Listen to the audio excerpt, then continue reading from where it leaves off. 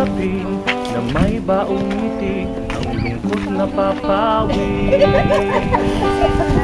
Yan talaga, di na dapat mawalan ng pag-asa.